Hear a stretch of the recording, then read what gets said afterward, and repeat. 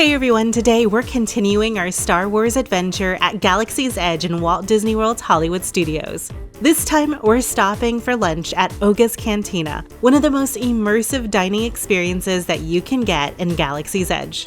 Oga's Cantina is the watering hole here at the Black Spire Outpost. Bounty hunters, smugglers, rogue traders, you name it, everyone comes here to refuel, enjoy some music, and hopefully stay out of trouble. But it's not all about the shady dealings. Oga's Cantina has an expansive menu of exotic beverages for both adults and kids. And if you're lucky enough to grab a spot, you'll also get to hear some bold music spun by none other than DJ R3X, aka Rex, who was once a Star Speeder 3000 pilot. This is DJ Rex from the cockpit saying, "Ah!" A listening tour of the galaxy. Rex, you're one fun pilot. I mean, DJ. As long as you follow proprietor Ogagara's rules, you are good. Just make sure to keep your head down if things get a little rowdy. Once you step inside, you're immediately hit with that classic Star Wars cantina vibe. Dim lighting, alien-inspired decor, and futuristic tunes from DJ R3X. It's lively, loud, and it feels really immersive, like you've just walked straight into the famous cantina from the film. Oga's Cantina is mostly standing room with very limited seating. So there's no guarantee that you'll get a seat, so be prepared to get cozy with a few fellow travelers. They've got a variety of out-of-this-world drinks, and many feature mysterious Star Wars ingredients. There are several alcoholic beverages for adults like the Jedi Mind Trick or the Bad Motivator IPA. And for kids and folks like me looking for non-alcoholic sips, there's plenty of fun options that you can choose from as well.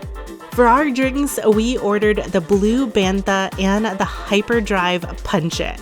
The Blue Bantha is a blue milk served chilled with a Bantha-inspired vanilla butter sugar cookie on top. The blue milk seems to be pretty divisive. You either love it or hate it, and we happen to love it, so it was an easy choice. The second drink that we got was the Hyperdrive Punch It. Hyperdrive Punch It? But don't really punch it. This is made with Powerade Mountain Berry Blast, white cranberry juice, black cherry puree, and Sprite. And it's a really refreshing, non-alcoholic beverage.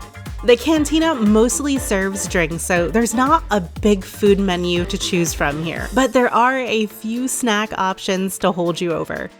We ended up ordering the Happabore Sampler, the Umbaran Cheese Roll, and the Oga's Obsession. The Happabore Sampler is basically a charcuterie platter of cured and roasted meats and cheese. It looks like it comes with a slice of pastrami, chorizo that kind of tastes like a Slim Jim jerky, pork rinds, blue cheese, bagel chips, some mushrooms, pickled bell peppers, and a little orange sour gummy that kind of tastes like a Sour Patch Kid. The Umbaran Cheese Roll is a spice-dusted pretzel bun stuffed with herbed cheese and a side of dipping sauce. And this was my favorite dish out of all three, and it is cheesy, bready goodness. Oga's Obsession is a fun dessert-like snack with Minute Maid premium lemonade, cotton candy flavor, and blueberry popping pearls, plus a bursting dried fruit mixture. It's served in a little petri dish style cup, which is pretty unique, and keeping with the theme, these little bubbles are frog eggs taken directly from the sky. Alright, we tried everything. What's your favorite? We destroyed this. The pretzel bread was definitely my favorite. You expect it to be kind of like tough and chewy, but it actually is a really soft texture. And the cheese that's inside has just a tiny bit of kick to it, like a spice, that makes it really good. So this is definitely my favorite. The sampler was good. Like there's bits and pieces that I really liked. Some of it that I didn't. But overall, I think it was really good if you have like a family that you're going to share this with. And then Oga's Obsession, this is blue jello with the boba and the rock crystals. It's a really fun dessert. I enjoyed it. I mean, was it amazing? I don't know. But it was really fun though. I mean, it's definitely an experience. If you're here and you're just wanting to try it, it's not bad.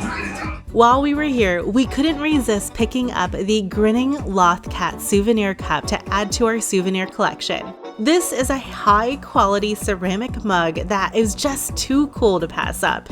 It does cost $28 and you are able to get it added on to any non-alcoholic concoction.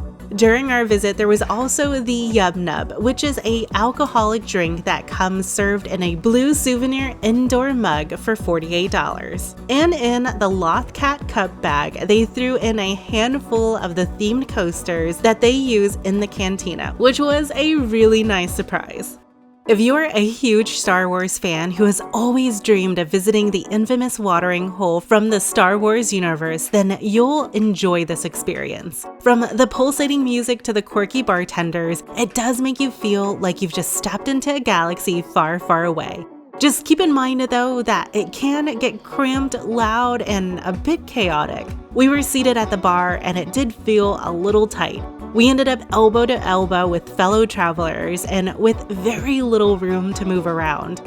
Especially if you've been walking around all day, it can get a bit uncomfortable being cramped in that little space. Also, keep in mind that the menu isn't very big. The environment is definitely more about the experience than a relaxing sit-down lunch.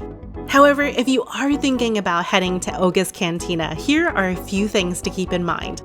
This is a very popular place and space is limited, so I highly recommend making a reservation in advance. Plus, dining planned meals are not accepted here, so you will have to pay out of pocket. And like I said before, seating is very limited, so don't expect to get a seat. Although there are a few booths that are around the outside of the room, the Cantina is mostly standing room around the bar. And it does say on the website that they do try to limit parties to 45 minutes. Our experience lasted for about 40 minutes and we took our time eating, so don't feel rushed to make that time limit.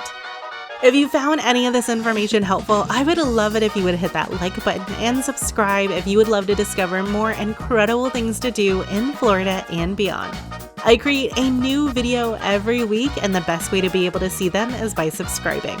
Also, I want to give a huge shout out to my channel members. You guys help me keep this channel going and I couldn't be more thankful. If you would like to support what we do here and get exclusive emotes, early access to our videos, and more, click the link in the video description for more details. If you're looking for more things to do in Disney World, including restaurants, resort guides, and a full park guide, then you'll want to check out the playlist that just popped up on the screen. Until next time, everyone, may the Force be with you.